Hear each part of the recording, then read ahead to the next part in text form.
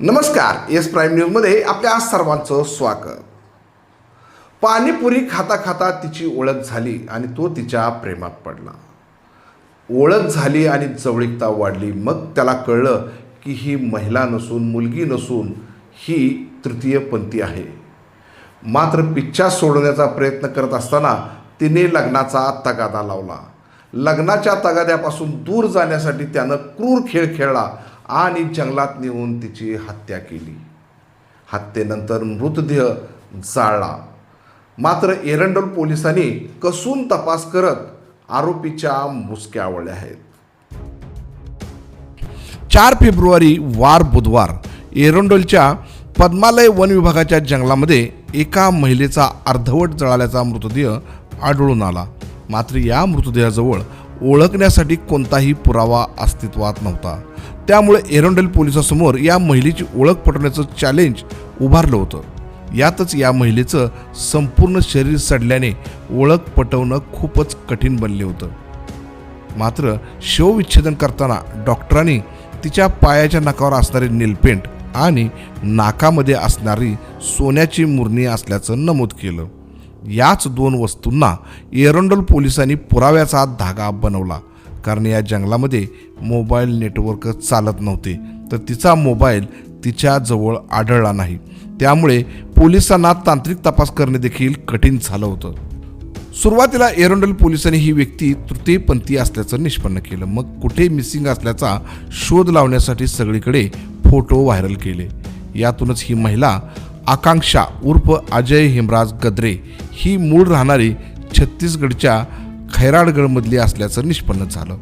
सध्या ती राहते सुरतमध्ये. हिची ओळख पटल्यानंतर गुप्त खबरीकडून आणि भौतिक आणि तांत्रिक तपासातून तिचे प्रेमसंबंध असल्याचं पुढं आलं. यातूनच एरंडोल पोलिसांनी ती कुणाच्या संपर्कात होती याचा तपास केला. यामध्ये पहूर गावचा स्वप्नील उर्फ गोलू अशोक पाटील वय 21 या तरुणाचं नाव पुढं आलं. स्वप्नीलची ओळख सांगायची झाली तर हा तरुण सध्या पोलीस भरतीसाठी प्रॅक्टिस करत होता. तर तो मागील वर्षी नाशिकच्या पोलीस अकॅडमीमध्ये परीक्षा देण्यासाठी राहिला होता.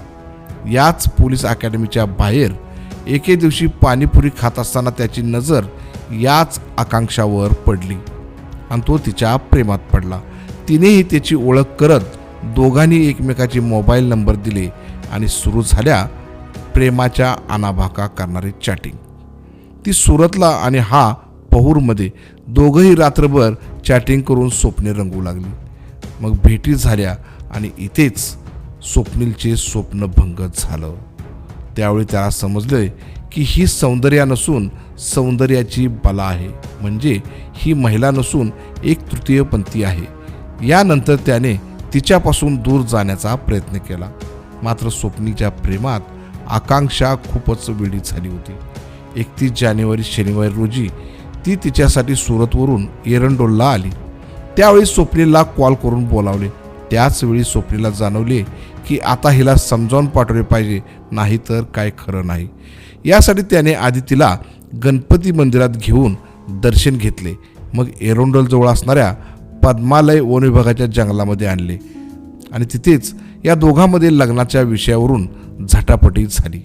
मात्र स्वप्नीलची ताकद जास्त असल्याने त्याने तिला बेदम मारले आणि ओढणीने लगेच तिचा गळा आवळला.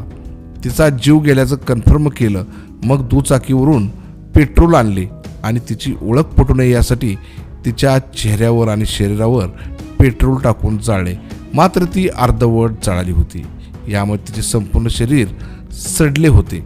ही घटना 4 फेब्रुवारीला उघडकीस आली. त्यानंतर एरंडोल पोलिसांनी स्वप्नीलला ताब्यात घेत त्याला बोलणारा पोपट दाखवताच त्याने ही हत्या केल्याचं कबूल केलं. यासाठी जळगावचे जिल्हा पोलीस अधीक्षक डॉक्टर महेश्वर रेड्डी यांनी योग्य मार्गदर्शन करत तपासाला दिशा दिली. तर एरंडोल पोलीस स्टेशनचे पोलीस निरीक्षक निलेश गायकवाड यांनी योग्य सूचना देत संपूर्ण केस योग्य पद्धतीने हाताळली आणि यातूनच कसून तपास केल्यामुळे अखेर आरोपीच्या मुसक्या आवळल्या आहेत.